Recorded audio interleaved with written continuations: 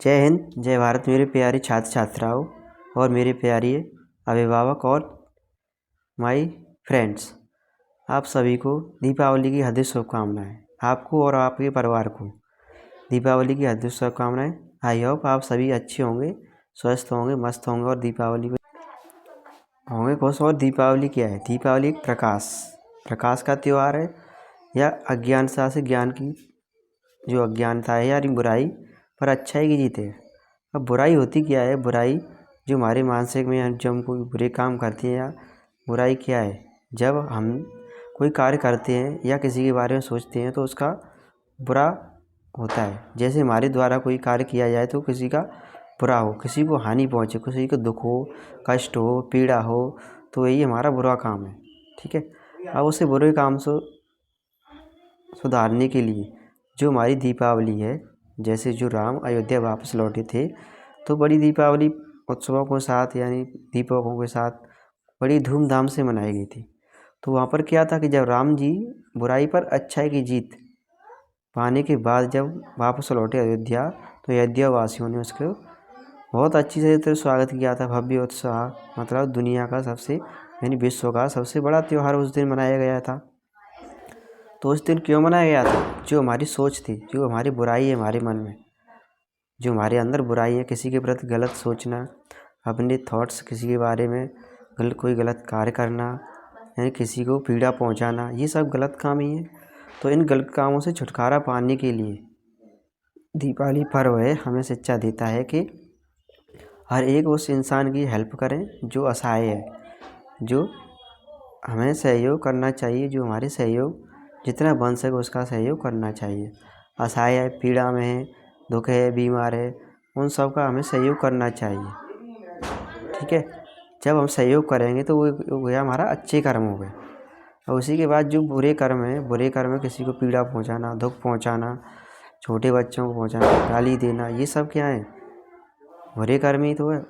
इन बुरे कर्मों से छुटकारा पाने के लिए जो दीपावली है, इस प्रण करें। ठीक है, प्रण करें कि हम इस दीपावली पर इन अपने जो अंदर छिपे हैं बुरे कर्म हैं, गलत थॉट है किसी के बारे में, गलत विचार हैं, तो इन विचारों को छुटकारा दिलाएं और एक नए सद्मार्ग पर यानी एक नई सोच के साथ आगे बढ़ें और किसी को कोई कष्ट ना पहुँचे, इसके आगे अपने मार्ग पर पहुँचें। यही हमें सिखाती है। हमें श्री राम क्या सिखाते हैं? इस पर्व को हम श्री राम के जो आचार विचार हैं अभी तो मनाते हैं हम, उन्हीं के विचार हैं। अब श्री राम के विचार क्या थे? ये एक छोटी सी बात पर अपने पिता के कहने पर 14 वर्ष के लिए वनवास चले जाते हैं, अपने जो महलों के ऐशो आराम को छोड़कर। यानी महलों में किसी को कोई पीड़ा ना हो, एकदम जब दास लगे हों, नौकर लगे हों, सब लगे हों, उस ऐशो आराम को छोड़कर 14 वर्ष के लिए अपने पिता की आज्ञा का पालन करने के लिए वन चले जाते हैं।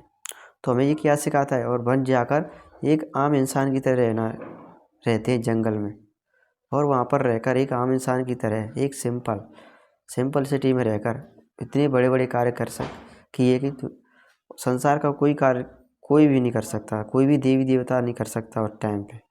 ठीक है।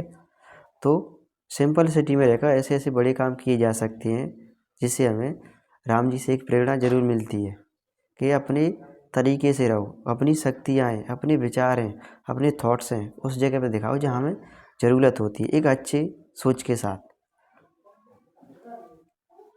जहाँ दिखाएं जहाँ हमें ज़रूरत होती है।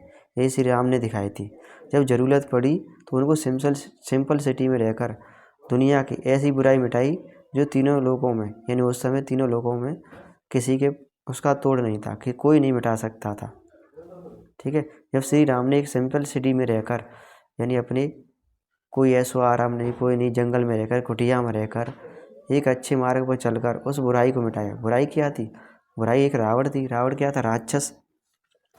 तो उस बुराई को मिटाने के लिए उन्होंने बहुत अच्छे कर्म किए, और उनका तभी तो उनको पुरुषोत्तम माना जाता है। क्यों पुरुषोत्तम माना जाता है? इसी बात से पुरुषोत्तम माना जाता है उन्हें, कि जो राम जी के विचार हैं, दूसरों को किसी के प्रति कोई घृणा नहीं, किसी के प्रति कोई द्वेष नहीं, और हर कार्य को एक सिंपल वे में करना, ईमानदारी से करना और हर किसी का सहयोग करना।